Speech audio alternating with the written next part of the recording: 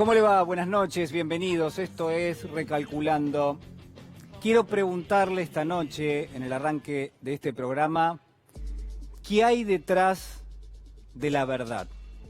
¿Qué hay detrás? ¿Qué velo está cubriendo en este momento aquello que tenemos la sensación que no podemos terminar de aprender, de agarrar, de tomar la verdadera dimensión de lo que es la consistencia de las palabras, de un mensaje, de lo que forma parte de lo que llamamos la realidad? En el día de hoy el presidente Macri ha dado un discurso por cadena nacional. Ha mencionado infinidad de elementos que se supone que conforman lo que denominamos la realidad, lo cotidiano, lo que día a día nos rodea y conforma nuestro escenario básico, primigenio, fundamental. Y sin embargo, yo podría preguntarle si detrás de esa imagen, si detrás de esa puesta en escena que ha hecho el presidente de la Nación hace apenas algunas horas nada más, si detrás de eso no se esconde otra realidad. Y si en todo caso, esos elementos que se han dispuesto de una determinada manera, que tienen una forma de desplegarse sobre nuestra observación más inmediata, si todo eso no ha sido pergeniado, no ha sido ideado por alguien para generar algún tipo de efecto. Mire, yo quiero hablarle esta noche de una historia que siempre nos va a servir para acercarnos a lo que conforma una interrogante, una pregunta, aquello que está planteado y que se ha planteado incluso en las últimas horas. Ese relato se llama Emma Suns, lo ha escrito magistralmente Jorge Luis Borges hace ya muchísimas décadas y ha sido el puntapié inicial de lo que hoy denominamos la posverdad. Si hubo un escritor, si hubo alguien que en algún momento pudo acercarse tenuemente a lo que hoy llamamos posverdad, que no es ni más ni menos que una de las formas de la mentira, ese escritor ha sido Jorge Luis Borges con este relato, con Emma Suns. Emma Suns es la historia de un adolescente que dispone de un plan maestro para vengar la muerte de su padre. Y quizás en el arranque es una historia muy corta, es un cuento que escribe Borges y que forma parte del libro El Aleph.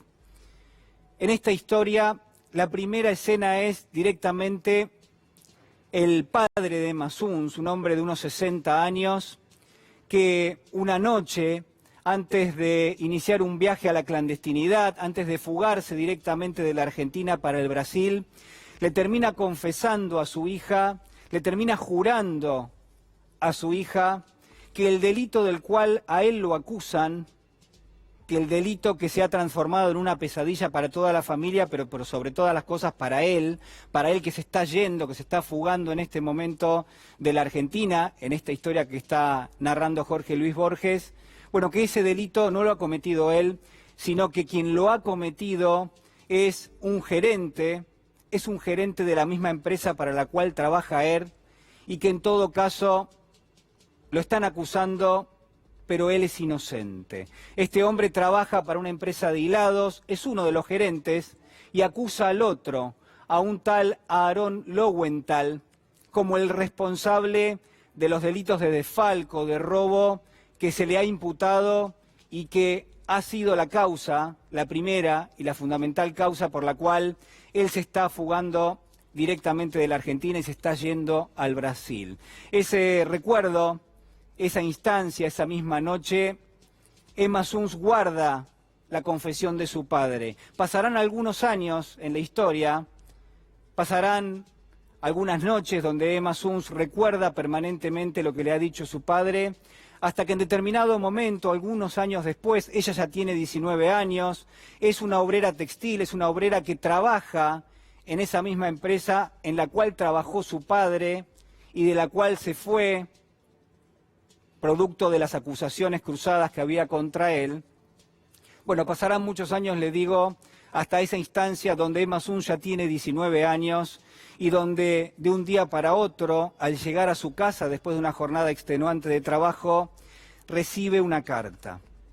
Y la historia da un giro por completo, porque en esa carta hay alguien que le está diciendo a Emma Suns que su padre ha muerto, pero además le cuenta que su padre no solamente ha muerto, sino que además ha cometido suicidios, que su padre se suicidó, que rodeado como estaba de las culpas, que tratando de vivir con otro nombre, en el anonimato, muy lejos de su lugar, que lo vio nacer, muy lejos de su familia, ese hombre se vio totalmente presionado y terminó con su vida. A Emma Suns yo diría que le da en gran medida no solamente una pena terrible, no solamente hay algo de ella que se pierde en ese momento, sino además le provoca una especie de alucinación, de remembranza permanente de aquello que vivió y que empieza a recordar. Emma Suns, va a decir Borges, empieza a acordarse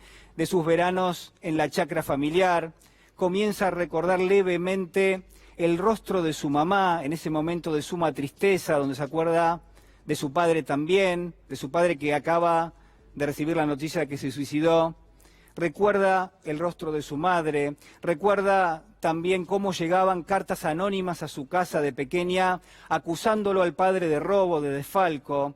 Recuerda también cómo la justicia, cómo los abogados, cómo prácticamente todo el mundo se abalanzó sobre su padre y cómo en la última noche, antes de que seguramente fuera enviado a prisión, cómo en esa última noche él le dice a ella, su padre le jura a Emma Suns que él no ha cometido el delito y que en todo caso el culpable es el gerente Aaron Lowenthal. Aaron Lowenthal que años después y en la época en la cual Borges hace referencia que transcurre prácticamente toda la historia, es un hombre que se ha convertido directamente en el dueño de esa fábrica de hilados. Es Aaron Lowenthal una persona ahora poderosa, una persona que dispone a diestra y siniestra y que prácticamente se transforma en el centro de la historia. Borges va a escribir que después de esa noche donde prácticamente Emma Suns no puede dormir porque acaba de enterarse que su padre se suicidó,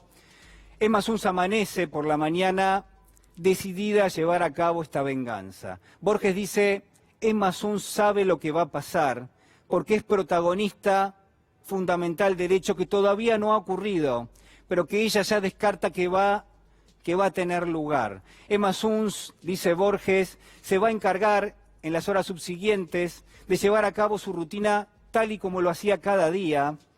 Se va a despertar temprano, va a llevar a cabo su jornada, va a ir a la fábrica de hilados, después va a salir con alguna amiga, va a ir al gimnasio, va a ir a la pileta, incluso, dice Borges, va a tratar de establecer algún tipo de programa para el fin de semana, para el domingo, para ir al cine, dice Borges.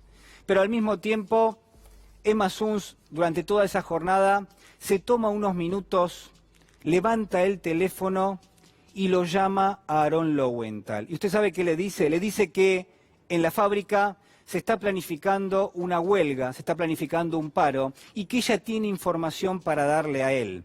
Que en todo caso, dentro de algunas horas, ella puede pasar por el despacho de él para contarle los secretos, para delatarle quiénes son los que están organizando esa medida de fuerza.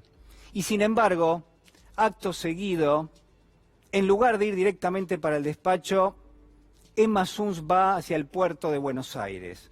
Se pierde prácticamente, dice Borges, en las calles del Bajo, donde había algunos bares, donde se concentraban los marineros que llegaban al puerto provenientes de otros países y donde por supuesto también estaban allí las prostitutas, las mujeres que vendían sexo para esos marineros. Borges va a empezar a trazar un laberinto que se parece más bien a un infierno, porque va a decir que Emma Suns se va a meter en esos bares, que a pesar de ser virgen, que a pesar de tener miedo patológico al sexo, que de todas maneras parece decidida a hacer algo. Emma Suns encara a un marinero sueco, le resulta atractivo, le resulta enternecedor, y entonces cambia su objetivo y va hacia otro que no le resulta tan agradable.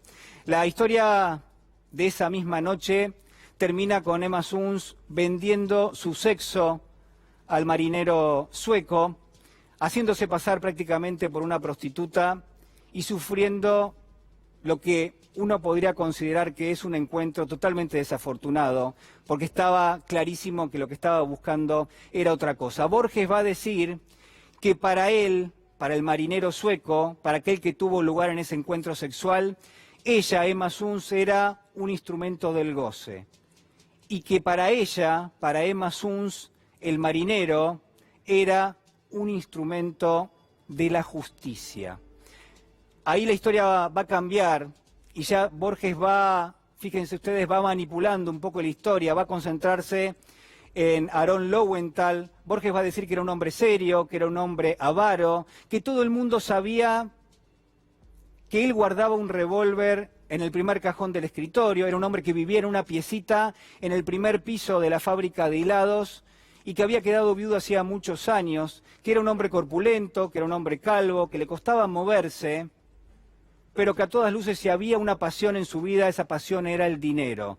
Lo encontramos a Aarón Lowenthal en la historia esperando a que la obrera Emma Suns ingrese en su despacho, y esto efectivamente tiene lugar en la historia. Emma Suns le dice a Lowenthal que tiene muchas cosas para contarle, pero que tiene mucha sed y que no se siente bien. Aarón Lowenthal va a salir de ese despacho, va a ir a buscarle un vaso de agua y cuando vuelve, Emma Suns ya ha tomado el revólver del primer cajón del escritorio, apunta al pecho y le da 2 disparos y después le da un tercer disparo para terminar con su vida. Acto seguido, Emma Suns toma el teléfono, llama a la policía, le dice que el empresario Aarón Lowenthal quiso propasarse con ella, que quiso abusar de ella, que efectivamente la ha violado y que ella no tuvo más remedio que matarlo para defenderse. El dato central, el elemento central de esta historia, que es atrapante y que es terrible al mismo tiempo, es cómo Borges termina la historia. Borges va a decir en el final, la historia era increíble, en efecto, pero se impuso a todos porque sustancialmente era cierta. Todos le creyeron porque, dice Borges, sustancialmente era cierta. Verdadero era el tono de Emma Suns, verdadero el pudor, verdadero el odio, verdadero también era el ultraje que había padecido. Solo eran falsas las circunstancias, la hora y 1 o 2 nombres propios. De esta forma, Borges descubre lo que es la posverdad, descubre cómo se manipula muchas veces la realidad. Borges da prácticamente instrucciones sobre cómo se reordenan a veces los materiales, cómo detrás de un trasfondo que uno intuye que es mentira, hay elementos a veces que resultan legítimos, que rasguñan prácticamente algún tipo de significado de realidad, cómo detrás de esta manipulación permanente, cómo se reordenan los materiales, cómo la historia misma se encarga de dividir aquello que uno podría considerar que está bien de aquello que está mal, y cómo el trasfondo ético, la venganza de Emma Suns, por ejemplo, esta venganza que uno tiene la sensación de que está bien hecha, cómo se trastoca en el momento en el cual ella manipula la realidad para no recibir castigo a uno y para poder ejecutar su venganza. Mire, lo que quiero decirle esta noche es que hay muchos elementos de la posverdad que así como gravitan con fuerza en la historia de Emma Suns, como trastocan totalmente el significado que tiene la historia y cómo uno se queda pensando quién tuvo razón y en qué, y en todo caso cómo Borges nos manipula a todos nosotros en ese entendimiento que presuponemos que tiene el cuento, bueno, que de todas maneras, digo, esa posverdad está entre nosotros y que incluso en el día de hoy la ha utilizado el presidente de la Nación, Mauricio Macri. Cómo en cadena nacional se intenta presentar un estado de situación de la Argentina que a todas luces es sumamente distante, cuando no ficticio, de lo que es la verdadera realidad. Le pregunto a usted si la pobreza, si la indigencia, si la deuda que ha quedado en la Argentina, si todo eso ha sido mencionado por el presidente de la Nación. Y seguramente podríamos tener muchos registros de la posverdad en el discurso del presidente, que a todas luces resultan como mínimo una ficción y de máxima una lisa y llana mentira.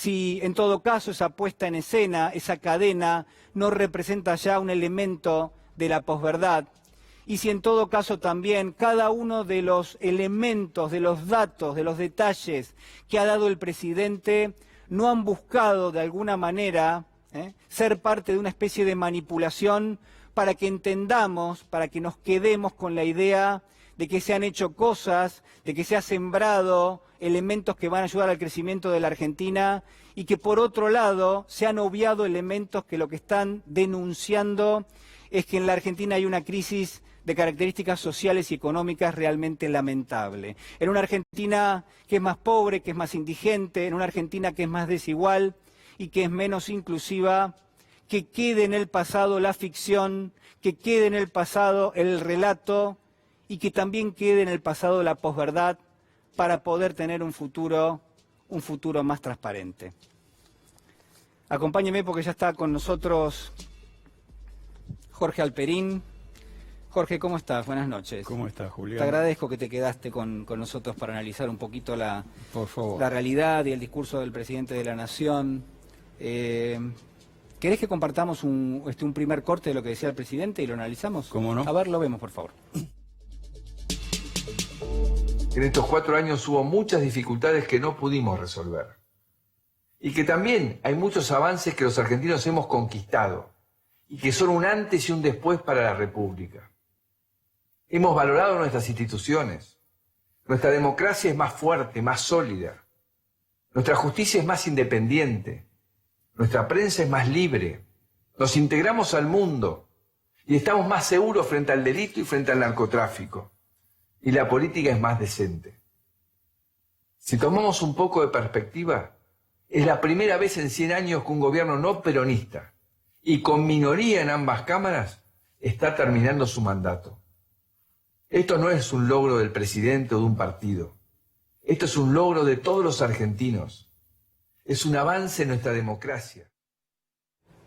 Bueno, ahí estaba el presidente de la Nación, Jorge. Sí, yo creo que Macri se va como vino con esta cadena, se va como llegó a la presidencia, describiendo una Argentina de fantasía. Yo pienso que políticamente la gestión presidencial de Macri se podría dividir en dos partes casi idénticas, de 2 años cada una.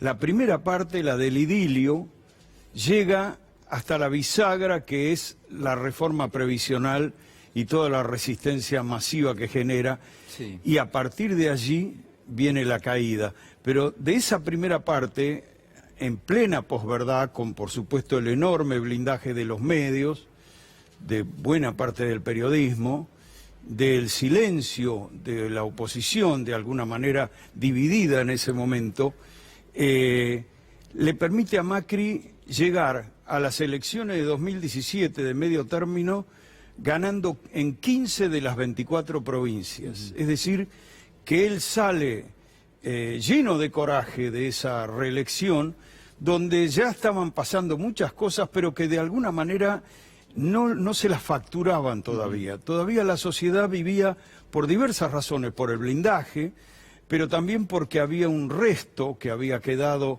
del periodo anterior donde había un nivel de consumo alto, etcétera, porque habían redes sociales de contención que en 2001 de la Rúa no tuvo, pero que se fueron construyendo, movimientos sociales, piqueteros, gestiones de merenderos, comedores, cooperativas de cartoneros, etcétera, porque había instrumentos como la asignación universal por hijo o la moratoria de las jubilaciones, que permitía que en muchas casas hubiera por lo menos 2 jubilaciones mínimas. Entonces todos esos elementos ayudaban, y además la afluencia de un récord de préstamos que creaba una nube también en la que se vivía en toda esa primera parte. A partir de su triunfo en las elecciones de medio término, Macri siente que esa posverdad que él describía a la gente le daba un resultado enorme y que ahora podía ir por más y profundizar las reformas.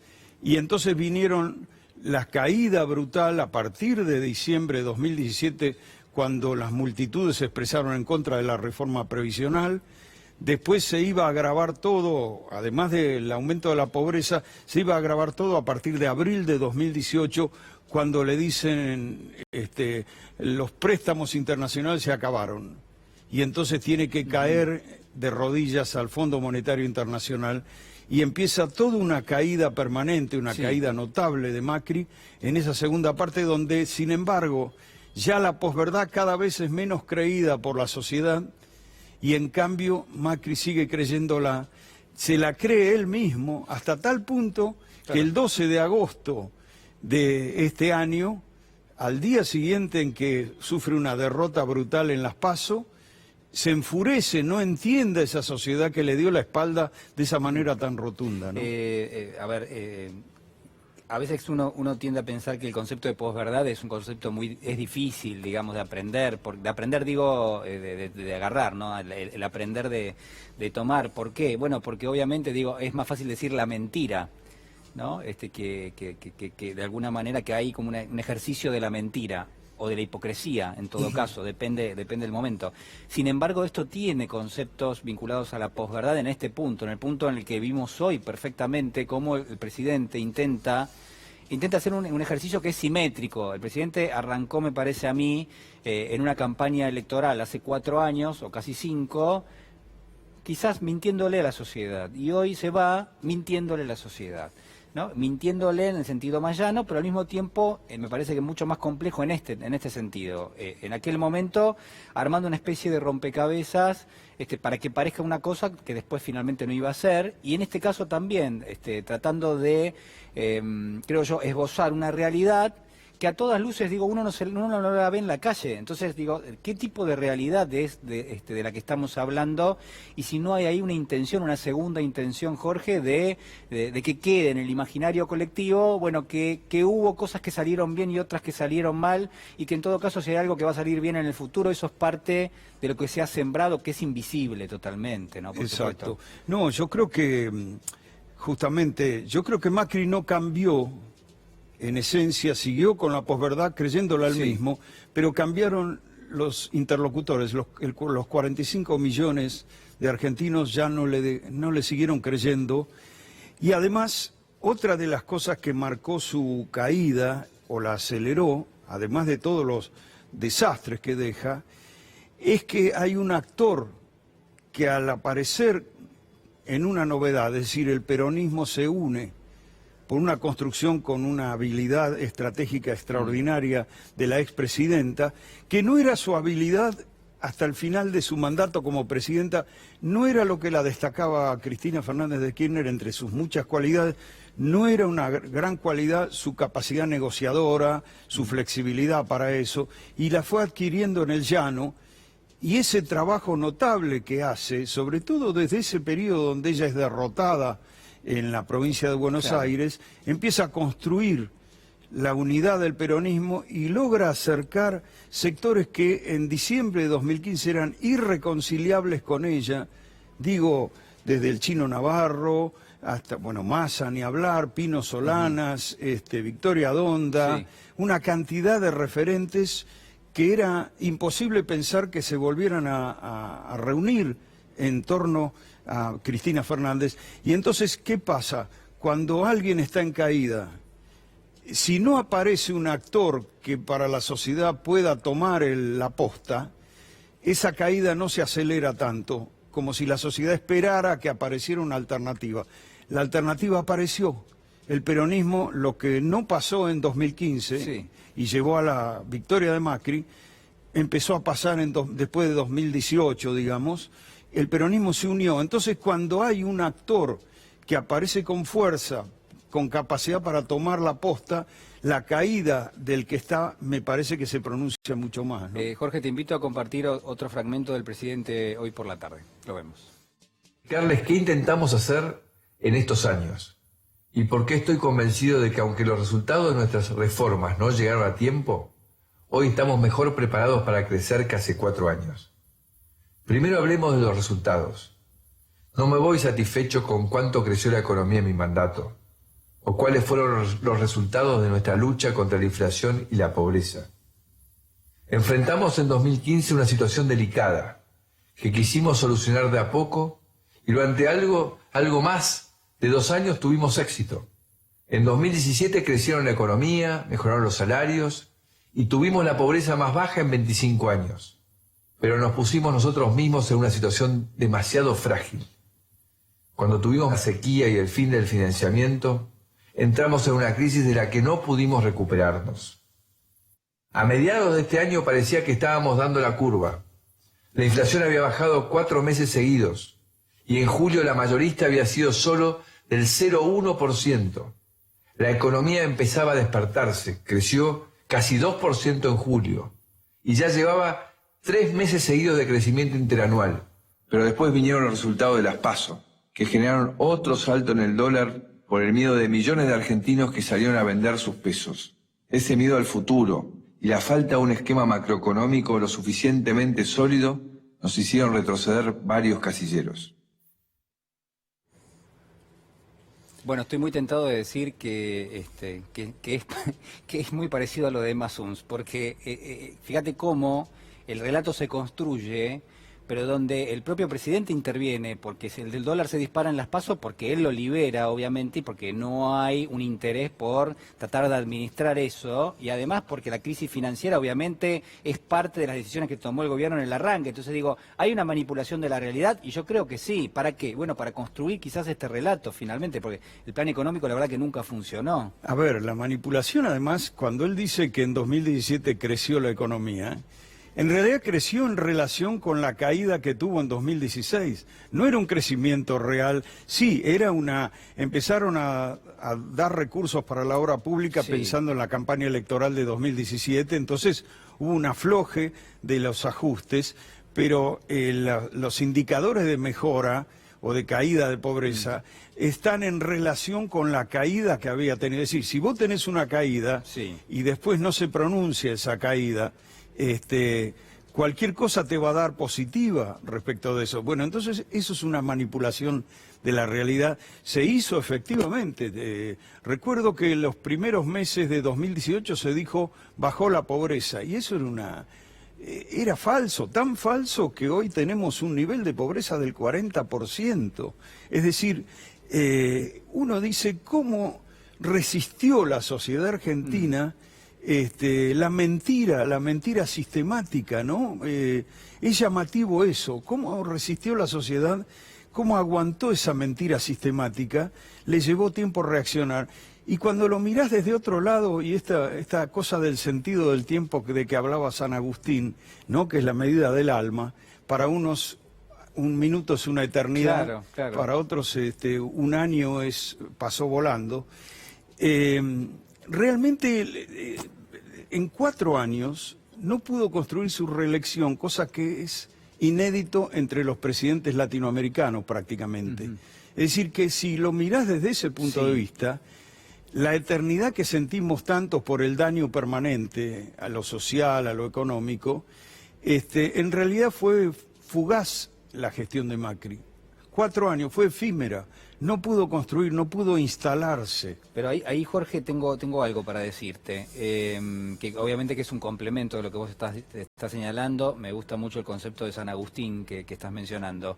Pero yo creo que en gran medida, mientras el presidente nos vendía esas metáforas de tiempo, de clima, donde hay como cierto rol pasivo de la sociedad, porque finalmente para que lleguen las inversiones y para que lluevan tienen que venir y uno no puede hacer nada, para que salgan los brotes verdes vos tenés que esperar y tampoco podés hacer nada. Digo, si hay un iceberg y vos te dirigís hacia el iceberg no podés hacer nada tampoco. Bueno, todas esas metáforas que usaba el gobierno, me parece que eso estuvo en consonancia con una especie de estafa. ¿Por qué la estafa? Porque mientras eso pasaba, mientras nos decían que venían las mejoras, al mismo tiempo se dejaron instalados determinado tipo de dispositivos que van a limitar muchísimo a la Argentina de aquí en adelante. Y quizás hay 3 o 4 que son muy ostensibles, muy visibles. La pérdida del salario con respecto al resto de los precios. No es que uno lo arregla de un momento a otro. La pobreza tampoco es un factor que uno dice, bueno, ya está, hay 40,8, seguramente en los próximos 3 meses bajamos a 30. Es imposible, porque aparte la evidencia es que la Argentina,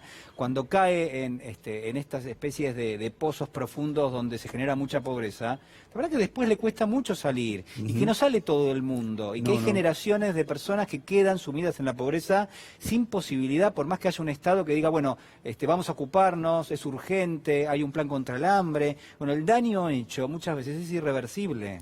Sí, sí, eso es así. Se sabe que después de cada crisis que vive la Argentina cíclicamente, cuando llega la recuperación nunca se vuelve al nivel anterior. Claro. Siempre quedamos más abajo. Y esto es lo que va a pasar seguramente también, porque reconstruir una sociedad que ha quedado con un 40% de pobres, yo creo, a ver, de alguna manera la sociedad que dejó de la Rúa circunstancialmente tenía creo que un 56% de pobreza. Es decir, que era mayor todavía de la que hay más hoy. del 50%. Pero lo que sucedió al poco tiempo es que los precios de las materias primas que exporta la Argentina se elevaron de una manera notable, se produjeron récords de la soja, de los productos agropecuarios principalmente, por la entrada de China y la India, que han cambiado la situación de los mercados. Y había más recursos. Claro. Y eso se distribuyó. Exacto. Y por otra parte, la gestión de Néstor Kirchner, muy proactiva también sobre el mercado interno, las dos cosas combinadas me parece que permitieron una recuperación relativamente rápida. Tampoco es recuperación total, como decimos, después de cada crisis quedamos más abajo. Hoy no hay ni siquiera las condiciones internacionales favorables en los productos que exporta la Argentina. No, exactamente. Tenemos una geopolítica regional muy preocupante. Es decir, que la reconstrucción se va a encontrar con retos terribles. Eso es cierto, y muchos de esos retos los dejó la gestión de Macri mientras nos vendía la posverdad, ¿no? El dato, creo yo, hay uno o dos datos que reflejan de cuerpo entero cómo es la situación de la Argentina, y a veces la realidad tiene estas cosas, ¿no?, tan interesantes, insospechadas, inesperadas, que en el mismo momento en el que el presidente se dispone a hacer un discurso por cadena nacional, de alguna manera ofreciéndole a la sociedad su versión de las cosas, sale un dato como el de la pobreza que habla por sí solo y que es totalmente elocuente y que es indiscutible. Y quizás dentro de ese 40,8% de pobreza, que es el dato más alto de los últimos 10 años, hay otro que es realmente terrible, que es que 6 de cada 10 chicos de la Argentina vive hoy en un hogar pobre, y que son 7 millones de chicos. Y es un dato, creo yo, que, digo, si existe algo de sensatez en el presidente, es un dato que tiene que mencionar. Y si grabó el discurso y apareció el dato antes, tiene que hacer una mención obligada, digamos. Yo creo que hay una actitud ahí, bueno, lo que me merece no hubo... todo el repudio del mundo, porque la verdad es que es como mirar para otro lado de la Argentina que está dejando. Lo que no hubo justamente es sensibilidad, es decir, en ningún momento de ese discurso se sintió presidente que sabe que está dejando un 40% de pobreza, y mucho más grave todavía en el caso de los chicos. Claro. No se sintió el sufrimiento, que percibiera algo de ese sufrimiento. Contra todo eso, yo te agregaría un elemento que me parece importante, la diferencia argentina. ¿De qué estoy hablando? Argentina no está viviendo lo que varios países de América del Sur están viviendo, incendiados de protestas, y represión durísima. Ecuador, Colombia, Chile, Bolivia, no ha vivido un golpe de Estado en estos tiempos, no está viviendo ese grado de violencia, y eso tiene que ver con una diferencia. Primero porque ya lo hemos vivido nosotros antes, en el 2001, con los 40 muertos prácticamente que dejó las protestas contra De la Rúa, que terminaron con su renuncia. Lo hemos vivido antes. A partir de haberlo vivido antes, se construyeron esas redes sociales desde la sociedad civil que yo te mencionaba, movimientos sociales, gestiones de huertas comunitarias, etcétera, etcétera, etcétera. Y por otro lado, el gobierno anterior, que fue con esos instrumentos como la asignación por hijo y la moratoria jubilatoria, que prácticamente cubrió el 90 y pico % de los mayores. Todos esos elementos son redes que esos países que hoy están incendiados de protesta no tienen, y que han permitido, incluso a Macri le regalaron la posibilidad de terminar su mandato, porque esto podría haber estallado mucho antes por la gravedad de la situación, le han permitido a él poder completar su mandato, pero también son redes que de alguna manera ayudan al nuevo gobierno que si encara una política distributiva de recuperación, va a tener esas redes ayudando a que la gente pueda acompañar con todas las dificultades gravísimas del caso. Argentina tiene una diferencia en términos institucionales. Acá la presidenta, mientras que varios líderes de centroizquierda terminaron exiliados o en la cárcel, o amenazados, destituidos, Cristina Fernández de Kirchner, con toda la persecución, pudo completar su mandato y milagrosamente en 4 años apenas vuelve a ocupar el gobierno. Yo creo que son elementos de la diferencia argentina que marcan algunas cosas con las que uno puede pensar que van a ayudar a los retos enormes que se van a encontrar los Fernández, ¿no? Me parece que son elementos que hay que tener en cuenta también, junto con todas las dificultades que estamos señalando, ¿no? Jorge Alperín, muchas gracias por estar con nosotros esta noche. Gracias a Ha sido vos. muy amable. Muchas gracias. El gobierno habla de la vara alta y yo le pregunto a usted si efectivamente esto es así, pero sí le preguntábamos, ahí se cruza Jorge, está bien Jorge, lo que le decía es si realmente en algún caso esto es así. Nuestro compañero Lautaro Maislin le preguntó a algunos funcionarios de gobierno qué tipo de vara alta están dejando. Esta es la respuesta.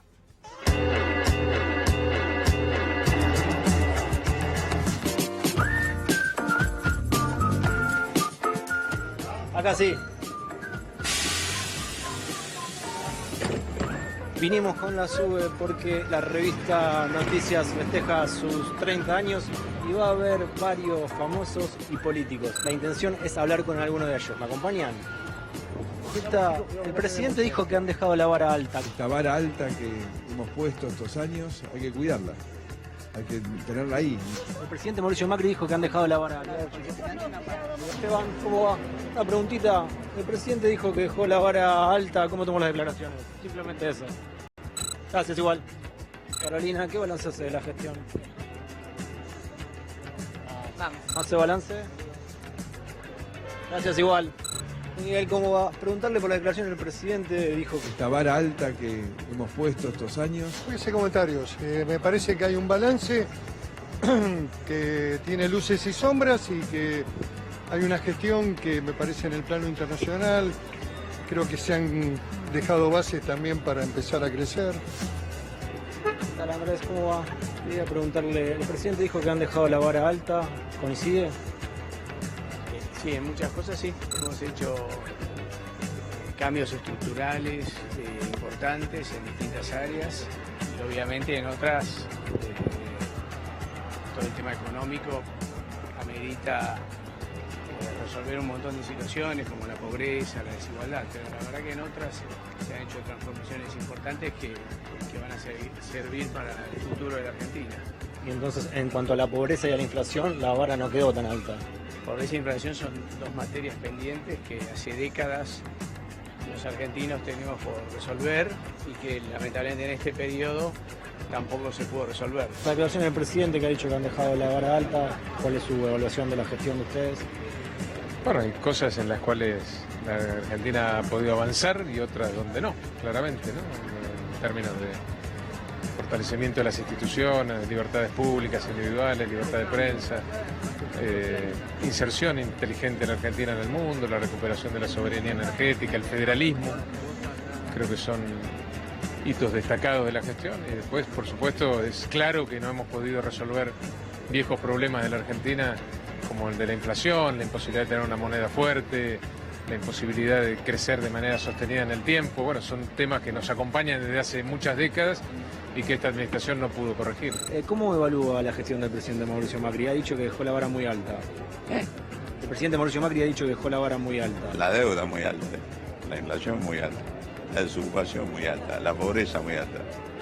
Eso para mí es lo que dejó alto. Luis, el presidente Mauricio Macri ha dicho que han dejado la vara alta. ¿De qué? A ver, hay más inflación, hay más pobreza, hay más indigencia, hay más desocupación, hay más desindustrialización, hay más... ¿Qué es lo primero que se me ocurre? Claro, ¿qué tal? ¿Una consulta? Hola, ¿cómo te va? Muy bien, el presidente Mauricio Macri dijo que se ha dejado la vara muy alta para el próximo gobierno, que han dejado la vara alta. ¿Cómo evalúa lo que ha dicho? Preguntarle al presidente Macri. ¿Cómo está viviendo la transición? Muy bien, tranquilo. ¿Qué expectativas tiene para el próximo gobierno? Que tengan éxito. ¿Cómo analiza estos 4 años de gestión del gobierno de Mauricio Macri? Bueno, tuvo graves errores. ¿Del 1 al 10 se le anima a poner un puntaje? No pongo puntaje, pero me parece que tuvieron graves errores, son evidentes. ¿Aprobaría o no aprobaría? Eso lo decidió la gente ya. No lo aprobó. Lo decidió la gente con la votación. Bueno, ahí estaba la vara alta del gobierno y lo que respondían algunos periodistas y también funcionarios. Estamos en nuestros estudios con Fernanda Miño. Ella es concejal por Unidad Ciudadana allí en San Isidro, es dirigente política y tiene una historia realmente fascinante.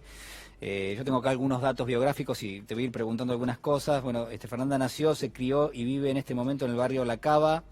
A los 13 años dejó los estudios, a los 20 pudo retomar esos estudios, terminó la escuela secundaria, hizo el profesorado de catequesis, convirtió el patio de su casa en un espacio para jóvenes y niños que se llama Embarriarte. Hace años hacen apoyo escolar y talleres de artes y oficios. En el 2016 coordinó el relevamiento nacional de barrios populares en La Cava. Ese mismo año armó una coordinadora Barrios en Red. En 2017 fundó el MTE, en 2017 también participó por primera vez de una campaña electoral encabezando la boleta Unidad Ciudadana. Bueno, la biografía de Fernanda sigue muchísimo, la vamos a conversar con ella. Es mamá de cuatro hijas, las más pequeñas son mellizas y ha sido candidata a intendenta dentro de lo que fue la primaria abierta, simultánea y obligatoria por el Frente de Todos, tengo entendido. Así es. Buenas noches. Buenas noches. Quería hacer justicia un poco con la amplia biografía que tenés. Bueno, el gobierno dice que deja la vara alta y hoy tenemos los datos de pobreza que vamos a ir compartiendo. ¿Qué pensás? No, la vara alta creo que es la desesperanza. Me duele mucho cuando pienso en esa vara alta, me empiezan a venir imágenes a la mente de todo lo que hace que esa vara esté tan alta, de algo que lo que decía recién por ahí en la nota, creo que es la inflación, el endeudamiento, todo lo que tiene que ver con la pobreza, el hambre, los que más sufrimos en los barrios y los que nos toca a los militantes sociales. Transitar todos los días y verlo en carne propia. Esto no nos cuentan nosotros lo que está pasando, lo podemos vivir y lo podemos contener, que ese creo que fue el gran trabajo de estos 4 años que ya, gracias a Dios, terminan. ¿Cómo fueron estos 4 años? ¿Cuál es el trabajo que se hace habitualmente? Mira, nosotros, bueno, creo que esto último que nombraste de lo que he hecho en mi vida lo hice en estos 4 años. Creo que lo que fue la política es un resultado del compromiso y viendo que nada es suficiente cuando uno vive en un barrio tan carente de tantos años, en uno de los distritos más ricos del conurbano, y de repente tenés que salir a poner el cuerpo todo esto, también siendo habitante de un espacio y de un lugar, de un barrio que prácticamente es como que nacés con una espada de Damocles clavado, ¿no? Esto de tener naturalizada la pobreza y tenés que luchar contra eso y después ser consciente mediante el estudio. Yo pude retomar los estudios ya de grande y saber que eso no es así y tener personas que te van ayudando en el camino, y la militancia entra como una forma también de compromiso, la militancia pastoral también. En mi caso soy catequista y ejerzo todavía en un colegio del barrio, y todo eso uno va tomando y desnaturalizando la pobreza y a empezar a encontrar formas de transformarla. Creo que ese es el gran trabajo de los militantes, y creo que en este último tiempo fue con mucho más razón el luchar y tratar de transformar todo lo que no solamente veníamos haciendo y logrando, tratar de mantener eso y ver cómo hacíamos frente a este desastre social que ha dejado este gobierno, que en unos días va a dejar. Creo que es lo más importante para nosotros, es haber podido no solamente contener desde la comida de todos los días en los comedores sociales, sino también todo el tema de la urbanización, que veníamos trabajando muy fuerte en los barrios, de tener dignidad no solamente en el acceso a los servicios, sino el acceso a la tierra, el lugar digno donde poder criar a nuestros hijos e hijas, y decir, bueno, tenemos que seguir haciendo cosas y seguir buscando cómo alimentar a las familias que se han quedado por allá abajo. Creo que esa vara es como yo siento que como una vara que excluye,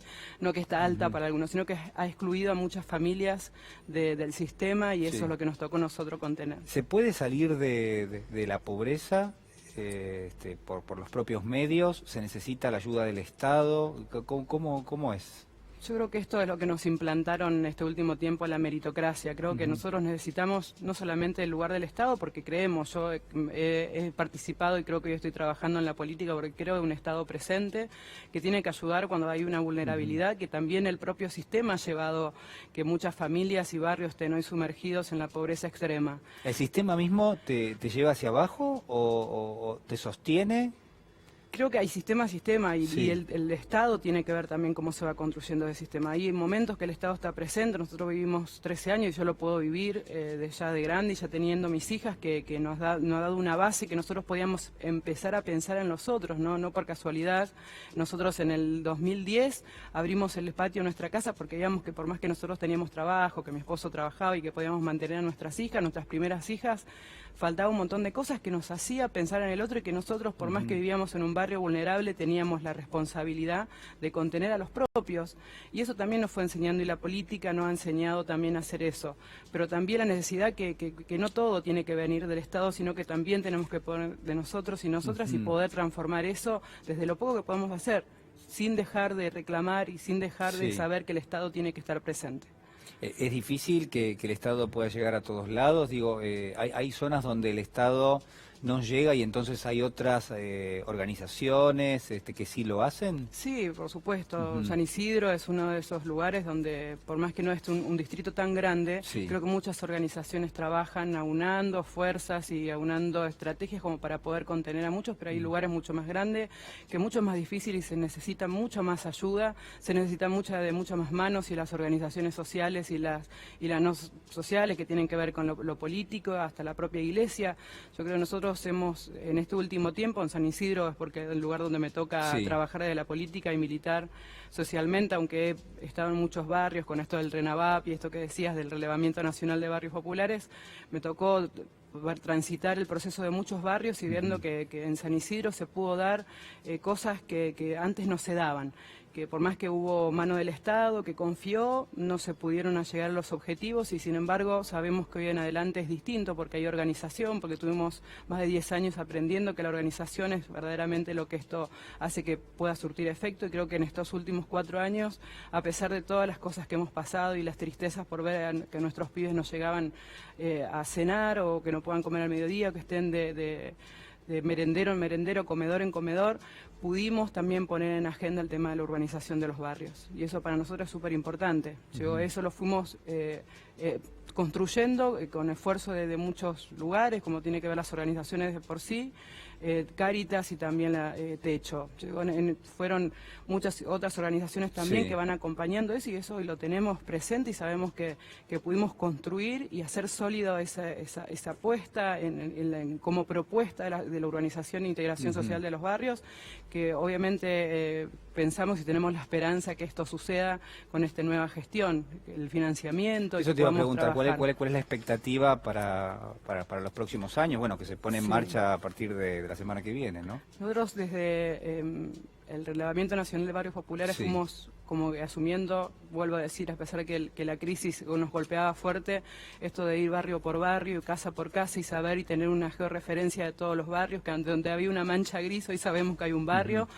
Tenemos una aproximada de cuántas familias, de cuántas viviendas existen y hicimos una propuesta al Estado de la urbanización de todo eso, de más de 4.400 barrios. Entonces eso lo tenemos hoy presente y sabemos que así nos reunimos con la señora María Eugenia Bielsa, señora muy amena, nos parece totalmente sincera en tus intenciones y la ganas de trabajar con las organizaciones sociales que también nos da cierta la confianza necesaria como para apoyarnos. Solamente, obviamente, yo formo parte del Estado municipal y soy concejal electa por Unidad Ciudadana. Obviamente tengo mi postura política, pero esto también a mí me ayuda de las organizaciones sociales también a confiar, porque es muy difícil a veces aunar eso. Yo lo veo, no veo quiebre en eso, pero las organizaciones sociales han sufrido muchísimo, desde el salario complementario que nos llegaba a todas y que siempre es insuficiente. ¿En algún momento se las ninguneó las organizaciones sociales y después se empezó a entender que cumplen un rol que el Estado no puede cumplir directamente? Creo que también va a estar la clave para que todo esto empiece a funcionar y empiece a cambiar desde las organizaciones sociales. Yo no entiendo otra forma hoy de trabajar. Haber transitado este último tiempo, yo no tenía la posibilidad de estar integrando, pero a través del MTE yo pude aprender un montón de cosas que antes no las podés ver porque o las demonizan o las combaten, y creo que uno cuando empieza a conocer toda esa realidad y empieza a trabajar en pos de lo que menos tiene, no solamente un espacio social como me tocó a mí, o desde la iglesia, Sí. es distinto, es una forma de la economía social, creo que es la clave para revertir toda esta situación horrible, que creo que sin las organizaciones sociales es imposible no tener una mirada totalmente sincera e integral de todo lo que puede llegar a ser esto. Y es importante, es muy además, importante. la difusión, digo, de lo que hacen, toda vez que hay sectores de la sociedad que obviamente estigmatizan, que se dedican obviamente a generar ingentes cantidades de posverdad alrededor de la actividad de las organizaciones sociales. Fernanda, muchísimas gracias por estar con nosotros. Hacemos una pausa y ya regresamos.